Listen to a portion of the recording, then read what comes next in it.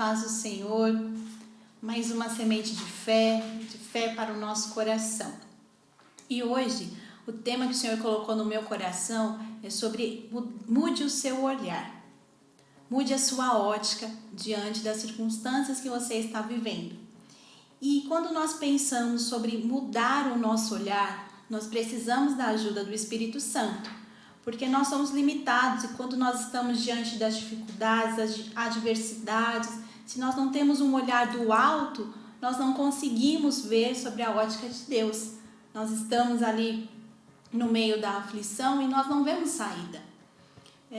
Todos sabem dos dias que nós estamos vivendo e talvez hoje você não consiga ver esperança, um futuro, algo de bom, mesmo diante das circunstâncias.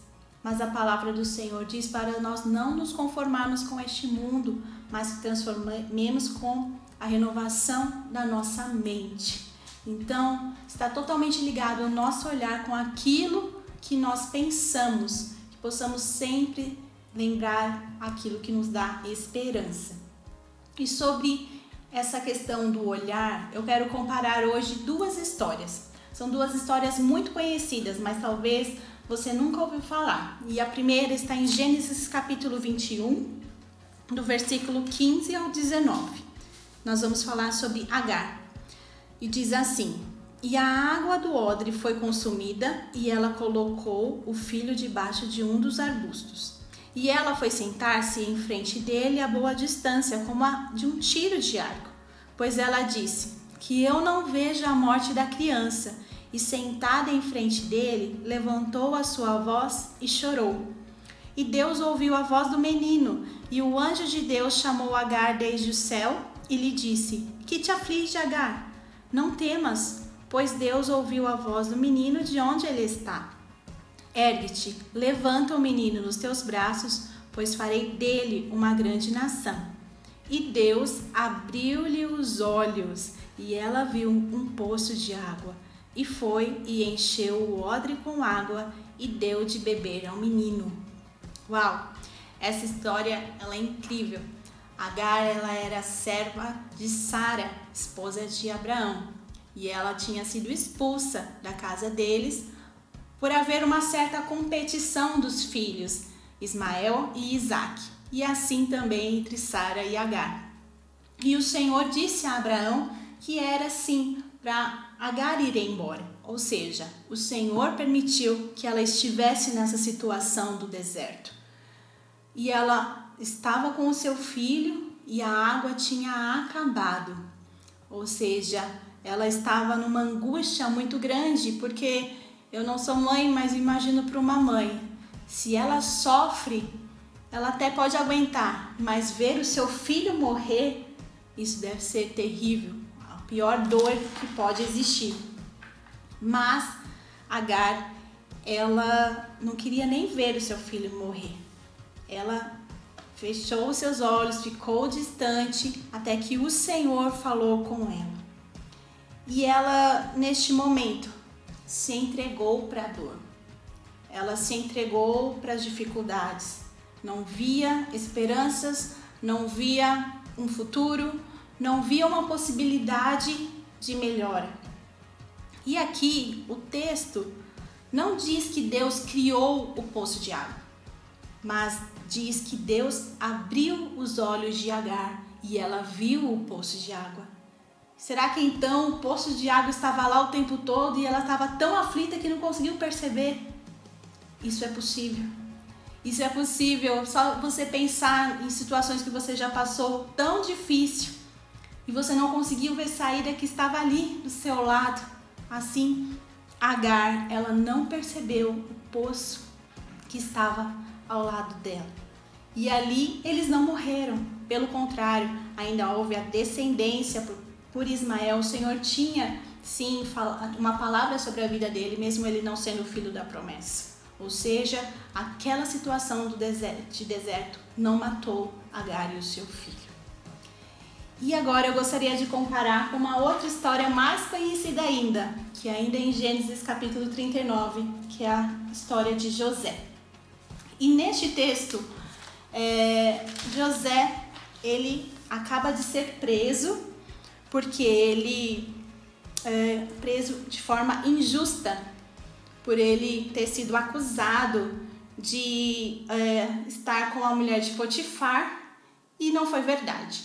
Ou seja, ele era um homem temente a Deus, ele obedeceu ao Senhor, honrou ao Senhor, fugiu daquela mulher e ainda assim ele foi preso. E ali no capítulo 39, verso 20 diz assim: e o Senhor de José o tomou e o colocou na prisão, em um lugar onde estavam presos os prisioneiros do rei. E ele esteve ali na prisão. Mas o Senhor estava com José e lhe mostrou misericórdia e lhe deu favor aos olhos do guarda da prisão. E o guarda da prisão confiou à mão de José todos os prisioneiros que estavam na prisão e tudo o que eles faziam ali. Era ele que fazia tudo ali. O guarda da prisão não cuidava de nada que estava sob a mão dele, porque o Senhor estava com ele, e aquilo que ele fazia, o Senhor fazia prosperar. Gente, só de pensar numa prisão de forma injusta, e ali eu acredito no meu coração que o coração de José estava sendo forjado. Mesmo diante da injustiça, não só neste momento, mas antes disso com os seus irmãos, José não murmura, José não amaldiçoa Deus, José não envenena o seu próprio coração, José não se entrega à dor. Pelo contrário, mesmo diante da injustiça, José dá o seu melhor com aquilo que ele tinha. Ele tinha um dom de governo muito grande, ou seja, desde a casa de Potifar, na prisão, por onde ele passava, ele era tão fiel que as pessoas confiavam nele. Então aqui nós podemos aprender com José. Ele não se entregou à dor, ou seja, nós também não devemos nos entregar à dor. José deu o melhor que ele tinha naquele momento. Nós podemos dar o nosso melhor, seja no trabalho, seja com a nossa família, seja no ministério. Vamos dar o nosso melhor. E José, mesmo debaixo dessa injustiça, ele era abençoador. Ele trazia palavras, ele trouxe interpretações de sonhos. Ele poderia não se importar com as pessoas ao redor dele, mas ainda assim ele decidiu abençoar outros. Por isso que ele tinha o favor de Deus, ele tinha um coração sendo forjado. E nós também podemos sim abençoar outros, mesmo nós passando aflições hoje. Se nós olharmos à nossa volta, tantas pessoas precisando de ajuda, seja com uma oração, seja com uma cesta básica, seja com um vídeo, seja com uma ligação, da maneira que for, nós podemos abençoar outros.